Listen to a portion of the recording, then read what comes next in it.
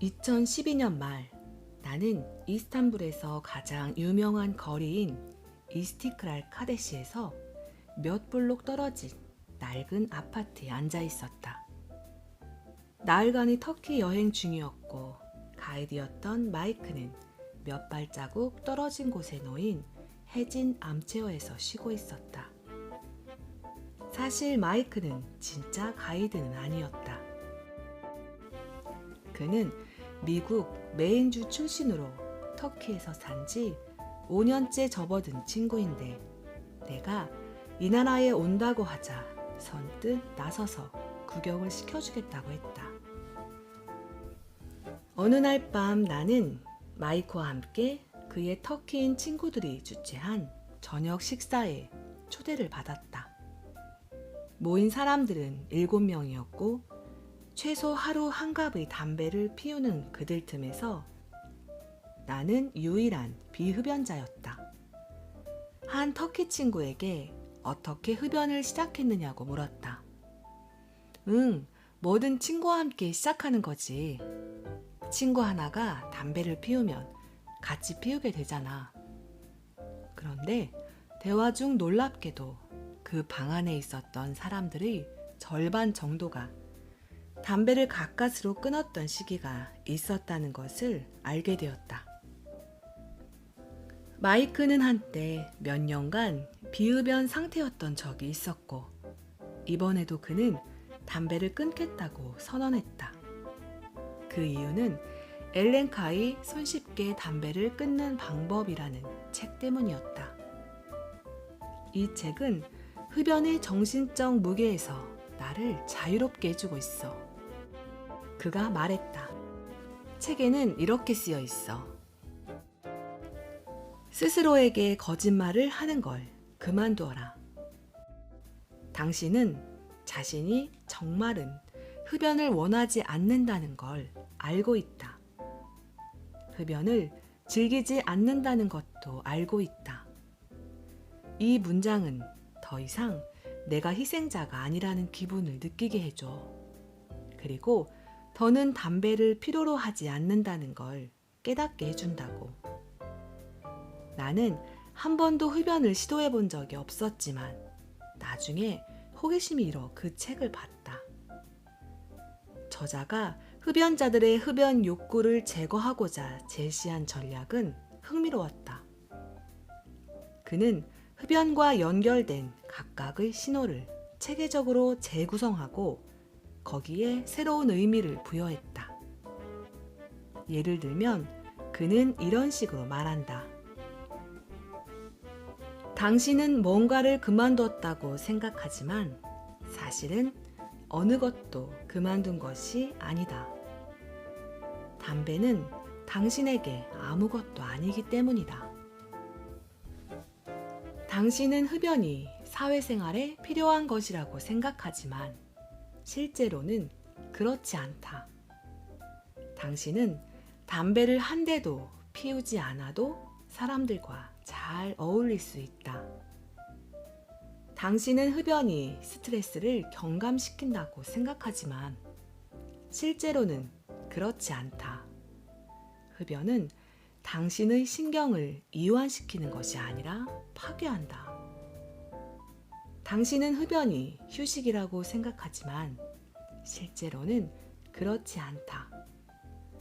몸과 마음이 건강해야 진정한 휴식을 취할 수 있다. 저자는 이런 문장들을 계속 반복한 후 이렇게 말한다. 당신의 마음속에서 담배를 치워버려라. 당신은 아무것도 잃지 않을 것이다. 그리고 건강, 에너지, 돈뿐만 아니라 자신감, 자기 존중, 자유, 무엇보다 그 과정에서 삶의 질이라는 놀랍고도 긍정적인 결과를 얻을 것이다. 이 책의 마지막 장을 읽을 때쯤이면 흡연은 세상에서 가장 터무니없는 일로 여겨진다. 더 이상 흡연이 어떤 이득도 가져다 주지 않는다고 생각되면 담배를 피울 이유도 없어진다. 이는 두 번째 행동 변화 법칙을 반대로 뒤집은 것이다. 매력적이지 않게 만들어라. 지금 이 아이디어가 지나치게 간단해 보인다는 건 알고 있다. 그저 마음을 바꾸는 것으로 담배를 끊을 수 있다는 말 아닌가. 하지만 좀 더 설명을 들어보라. 당신이 게임을 하는 진짜 이유. 행동의 바탕에는 일단 표면적으로 열망이 자리하며 더 깊은 곳에는 동기가 있다. 나는 종종 이런 식으로 뭔가를 하고 싶은 열망을 표현한다. 타코를 먹으러 가고 싶어. 왜 타코가 먹고 싶으냐고 누군가가 묻는다면 아마도 내가 살기 위해 음식이 필요하기 때문이지 라고 말하지는 않을 것이다. 하지만 진실은 이렇다. 마음속 어딘가에 나는 살아남기 위해 먹어야 하므로 타코를 먹겠다는 동기가 있다.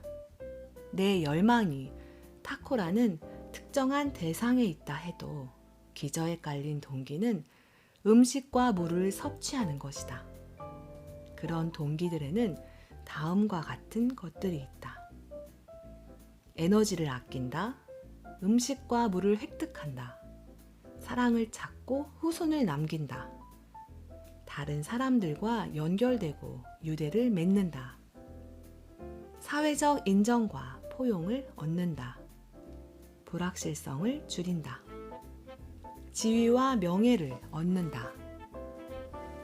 열망은 이와 같은 동기를 드러낸 것이다. 우리의 뇌는 담배를 피우고 인스타그램을 확인하고 비디오 게임을 하고 싶어 하는 욕망을 가지고 진화하지 않았다. 더 깊은 수준에서 우리는 불확실성을 줄이고 불안을 경감시키고 사회적 인정과 포용을 획득하거나 지위를 얻고 싶어 한다. 새롭게 만든 자신의 습관을 들여다보라.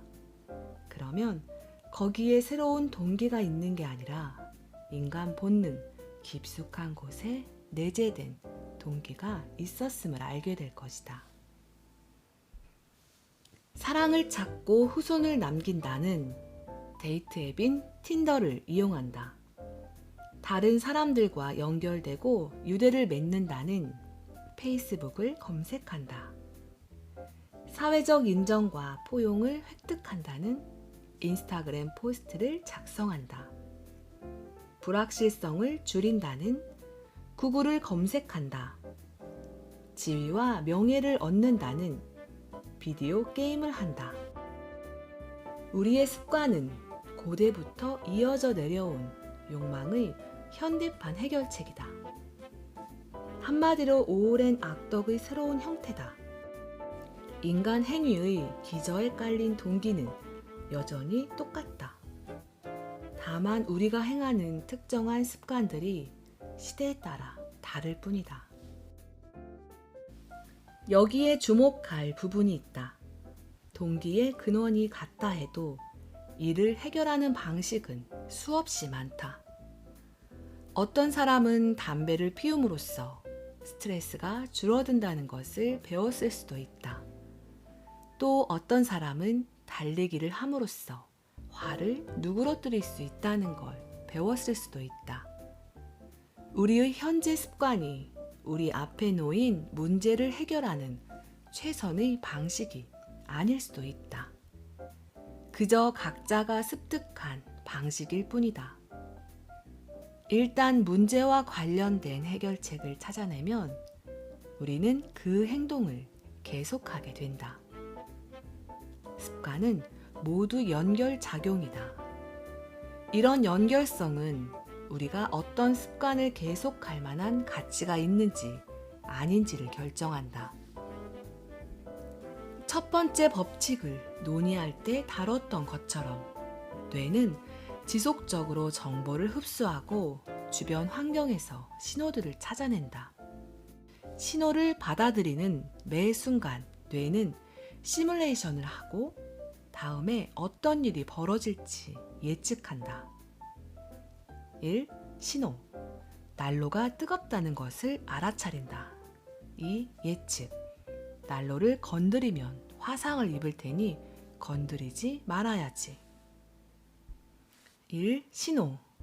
신호등이 초록색으로 바뀌는 것을 본다. 2. 예측. 속도를 올리면 사거리를 통과하는데 무리가 없을 거고 목적지에 더 빨리 갈 거야. 그러니 속도를 올려야지. 우리는 신호를 보고 과거의 경험에 기반해 분류하고 적절한 반응을 결정한다.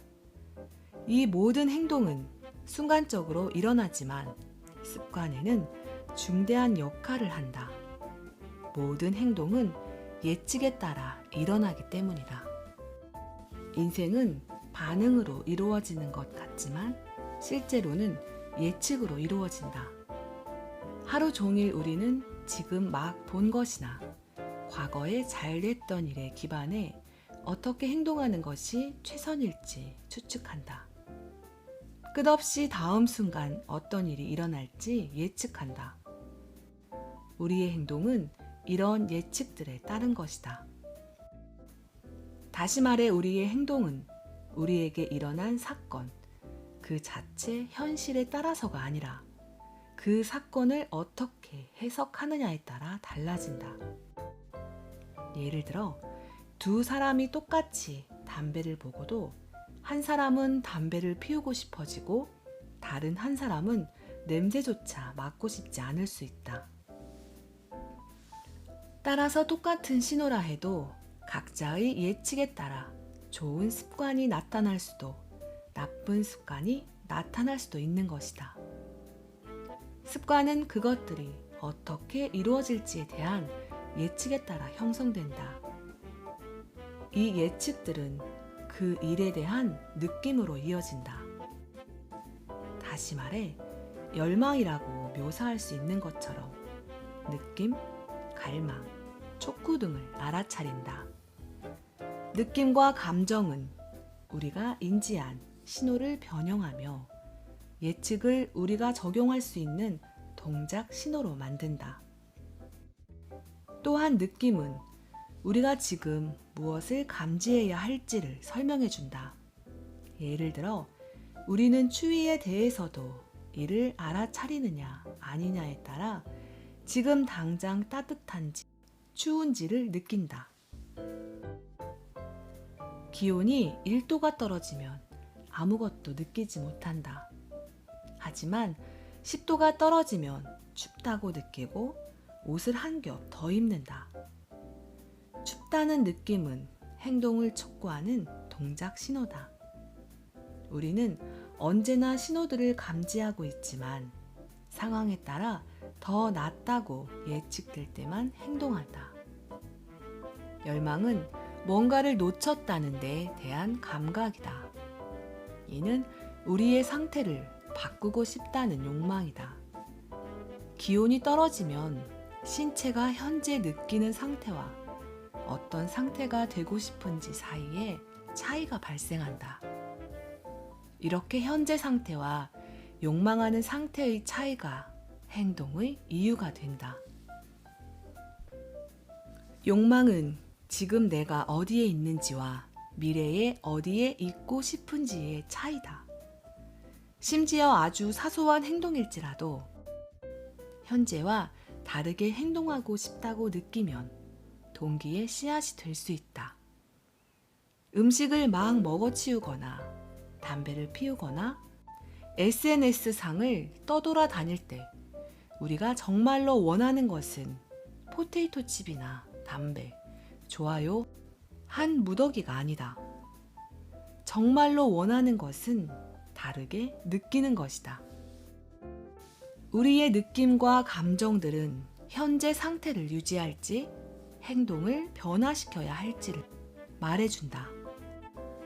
신경과학자들은 감정과 느낌이 제 기능을 하지 못하면 실제로 결정 능력을 잃는다는 사실을 발견했다. 이는 감정과 느낌이 무엇을 추구할지, 무엇을 피해야 할지에 대한 동작 신호임을 말해준다. 신경과학자 안토니오 다마지오는 이렇게 설명한다. 어떤 대상을 좋아하거나 나쁘다고 여기거나 무관심하게 만드는 것은 감정이다. 요약하면 우리의 특정한 열망과 습관들은 실제 마음속 근간에 자리한 동기들을 다루는 시도다. 어떤 습관이 어떤 동기를 성공적으로 다루면 우리는 그것을 다시 하고자 하는 열망이 생겨난다. 우리는 SNS를 확인하는 것이 사랑받는 감정을 느끼게 해준다거나 유튜브를 보는 것이 불안감을 잊게 해준다거나 같은 예측들을 습득한다. 어떤 습관이 긍정적인 느낌과 연결되면 매력적인지를 잘 파악하면 이를 이로운 방향으로 이용할 수 있다.